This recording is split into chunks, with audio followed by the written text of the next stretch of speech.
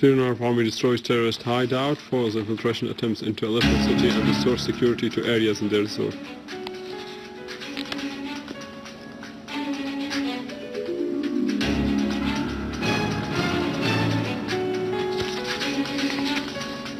Lavrov, Kimoun and Al-Ibrahimi's meeting focus in resuming Geneva II talks. The Venezuelan embassy in Damascus organizes photo exhibition marking the anniversary of Hugo Chavez passing away.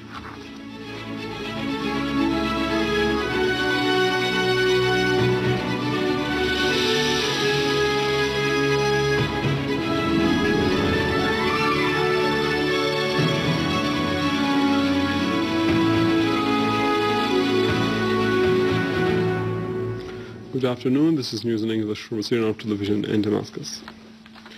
We start with our local news in Syria, where the Ministry of Health launched the fourth national polio vaccination campaign, which is in its second day and is going to last until next Thursday and targeting children under 5 years old. Health Minister Saad Naif asserted that the fourth national polio vaccination campaign is targeting all governorates and every child in the next coming days of the campaign. Director of the vaccination program, Dr. Nidal Abu Rashid, said that the campaign was launched in all provinces through 1,200 centers and tens of medical points and mobile crews, pointing out that 7,080 doctors and 1,884 volunteers are taking part in this campaign.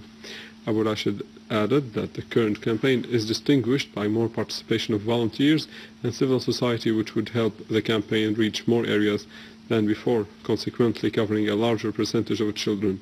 The third nationwide vaccination campaign had succeeded at reaching more than 2.7 million children, and that the greatest number of vaccinated children was registered in Damascus countryside province.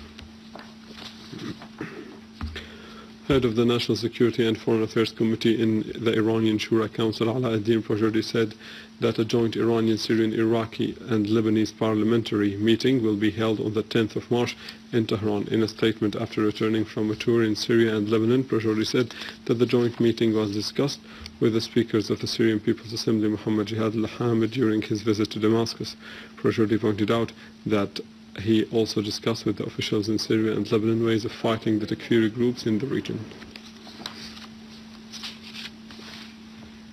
Syrian community in Russia affirms commitment to the national firm principles in defense of the people and the homeland and protecting Syria's sovereignty and territorial integrity. During their meeting with Syria's ambassador to Russia, Dr. Riyad Haddad, members of the Syrian community expressed pride in the Syrian army for its victories over terrorism across the country, praising their national army's resolve to eradicate the foreign-backed terrorism that has wreaked havoc in the homeland. He indicated that the foreign sponsors of the coalition tried to force Syria into an awkward position during Geneva talks by suggesting a discussion of Geneva communique, and they placed their bets that Syria will decline. On the humanitarian situation in Syria, Haddad said that Syria has agreed to comply with the United Nations Security Council Resolution number 2139 and to abide by the fundamental principles of international law. Back in the local news, citizens in Karam al-Shami and the adjacent neighborhoods in Homs city today took to the streets in support of the firm national principles and the Syrian Arab Army in confronting armed terrorist groups. In Homs countryside, citizens in Hessia town and the adjacent villages also staged a mass march in support of the firm national principles and the Syrian Arab Army in confronting the armed terrorist groups. While in Quneitra city, thousands of citizens flocked into streets of Al-Ba'ath city in support of the national principles and the Syrian army in repelling the Takfiri groups.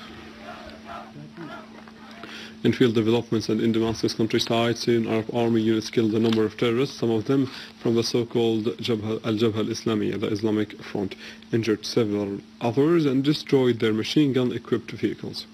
In a series of operations against their hideouts in the gatherings in Yabrud, Dariya, Az-Zabadani mountains, Duma, Arbin, Harasta, Jobar, and Al-Mleha, Syrian Arab Army units also destroyed 2 vehicles equipped with heavy machine guns and killed a number of terrorists in Rima Farms, northeast of Yabrud.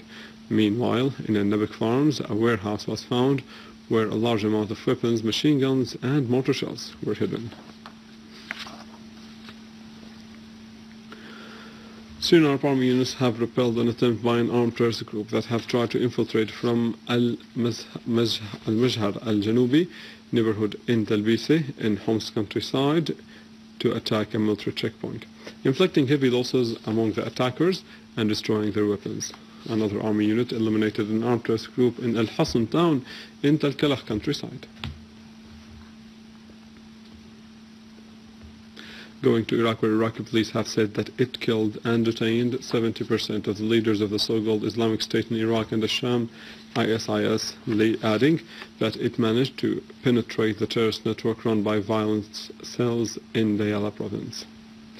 Commander of the police in Diyala said that the security apparatus have dealt preemptive blows to the terrorist organization in the surrounding area of the 5 sporadic regions inside the province that contained secret hideouts, which yielded positive results in consolidating the capabilities of the security forces in settling the battle with the terrorist organization.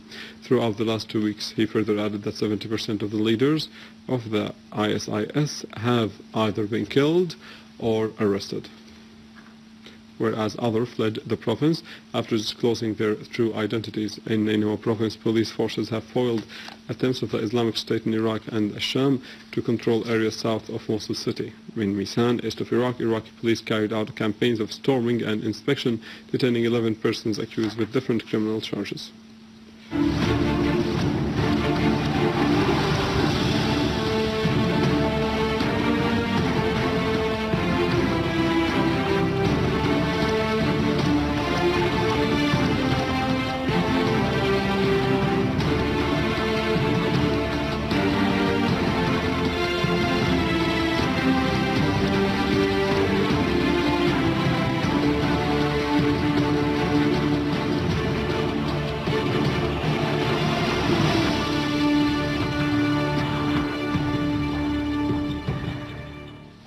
In Damascus countryside, citizens of Mu'addamiyat al-Sham city rejected the United Nations aid and the Western countries' attempt to politicize their difficult humanitarian situation. They expressed satisfaction over the local reconciliation in the city, rejecting all forms of violence. The citizens said that all foodstuff and consumer materials are available in the city, adding that the Syrian government and the Arab Red Crescent are shouldering the responsibilities towards citizens. General Coordinator of the Popular Reconciliation, Hassan Ghandour, said that the aid coming from the Zionist lobby will not enter the city, adding that the Syrians do not need bargains that cash on their blood of the Syrian people.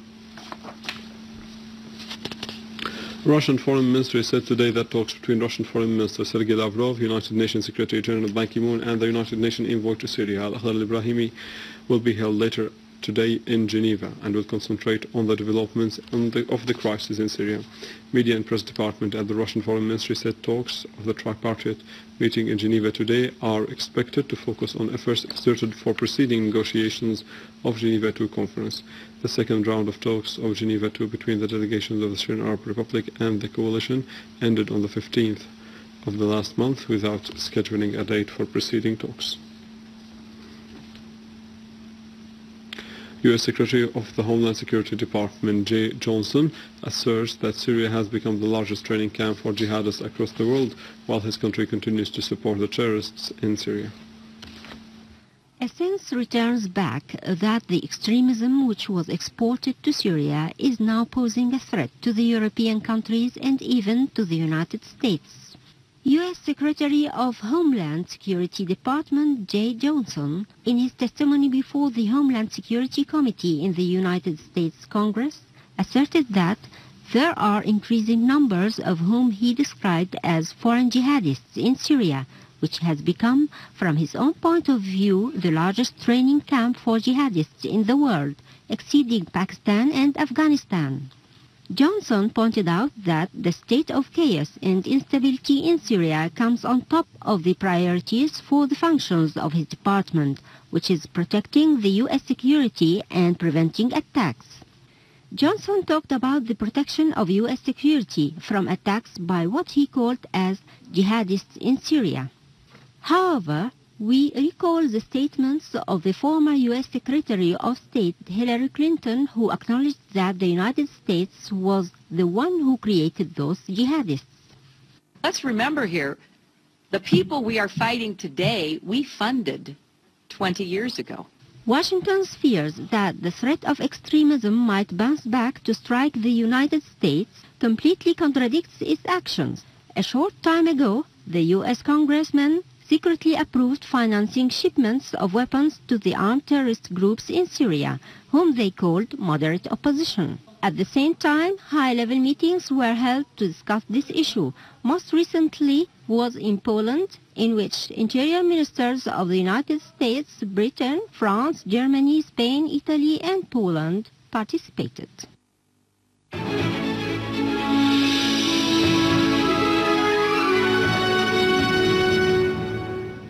The Venezuelan embassy in Damascus organized a photo exhibition at the Opera House documenting the 3 visits of the late Venezuelan leader Hugo Chavez to Syria, marking the anniversary of his passing. In a statement to Sana, Culture Minister Luban Mshawah said that the exhibition accentuates the friendship between the peoples of Syria and Venezuela and the deep bonds between the two countries which are facing conspiracies. For his part, Venezuelan ambassador to Damascus, Imad Saab, said that this exhibition is part of similar activities organized by Venezuelan embassies and friendship societies across the world. Saab said that Chavez had a strong and remarkable relationship with the Syrian leadership and people, which is why the embassy organized this event in addition to another event that will be held in Damascus University on March 5th. With this, we end our news for today. Thank you for watching. For more details about Syria and the region and to view this bulletin again, you can always visit our website in English, www.syriaonline.sy.